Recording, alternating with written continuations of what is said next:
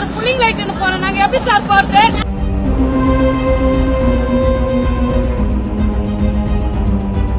வீடு போறது வரது எல்லாமே இந்த சைடு தான் சார். ஏதோ ஹவுசிங் போர்டு கட்டினாங்கன்னுட்டு நாங்க கதவு அடிக்கிறாங்கன்னு நாங்க இருந்துட்டோம்.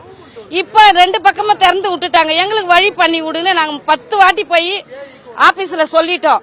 அவங்க என்னன்றாங்கன்னா கௌதம்ன்றவரு அவரு என்னன்னாரு, நாங்கெல்லாம் அதெல்லாம் செய்ய முடியாது, நீங்க போய் கார்பரேஷன்ல போய் ஆபீஸ்ல போய் ஸ்லம்ப ஆபீஸ்ல சொல்லுங்க அப்படின்னு அவரு சொல்றாரு. இன்னைக்கு நாங்க மறியல் பண்ணும்போது எல்லாமே வராங்க. அந்த போலீஸ் அப்ப வரணும்ல, வரலையே. கவுன்சிலர் அம்மா வந்தாங்க, வந்து பாத்துட்டு போயிட்டாங்க, அவ்வளவுதான். ஓட்டு வாங்கும் போது இப்ப நெக்ஸ்ட் டைம் ஓட்டு வாங்கும் போது மட்டும் வருவாங்க, தலையை காட்டுவாங்க, வேற எதுக்கும் வர மாட்டாங்க.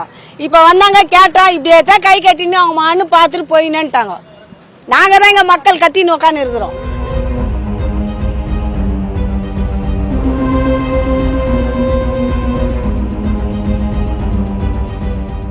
என் பேர் தேவகுமார் சார்.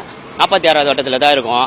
சீகலனப்புறம். நான் 1983 போனேன். பல வருஷமா இங்க இருக்கேன். இங்க ஆல்ரெடி ஏற்கனவே ரோடு தான் இருந்தது. இந்த ரோடு இருந்ததால இந்த பில்டிங் கட்டுறதுக்காக க்ளோஸ் பண்ணாங்க. க்ளோஸ் பண்ணி எங்களுக்கு கட்டி தரேன் சொன்னாங்க. நாங்க எல்லாத்தையும் முடிச்சு கட்டி தரேன் சொன்னாங்க. இதை க்ளோஸ் பண்ணி கட்டி தந்ததுக்கு அப்புறம் இதை பார்த்தா இந்த ரோடு எங்களுக்கு தெரியாம சம்பு போட்டுச்சு. ஏன் சார் இதை கட்டி இருக்கீங்க? அதை கேட்டதுக்கு இல்ல சார் இந்த தெருக்கு ரோடு விடக்கூடாதுன்னு சொல்லி இவங்க 2 பேர் பிரச்சனை பண்ணிருக்காங்க அப்படின்னு சொன்னாங்க. இது யார் உங்களுக்கு பிரச்சனை பண்ண சொல்லி நாங்க பெட்டிஷன் கொடுப்போம் சொல்லி சொன்னது.